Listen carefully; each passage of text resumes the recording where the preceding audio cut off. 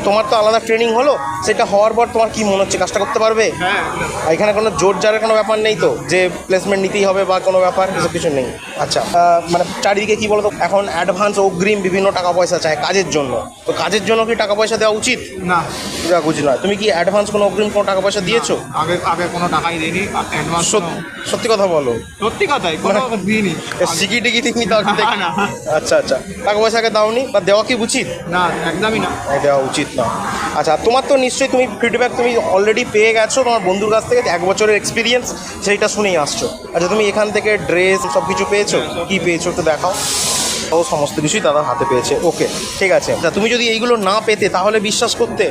না, কোনোদিন বিশ্বাস করা যায় না। বিশ্বাস করা কি উচিত? না। কারণ অনেকে কী করে, হাতে সাদা সাদা জামা ধরিয়ে দিয়ে চলে যায়। তো তুমি এখানে ভর্তির জন্য যে অ্যাডমিশন ফিস যেটা দিচ্ছ, সেটা কি স্বইচ্ছায় সজ্ঞানে ভালোবেসে দিচ্ছ? সব জ্ঞানে ভালোবেসে দিচ্ছি।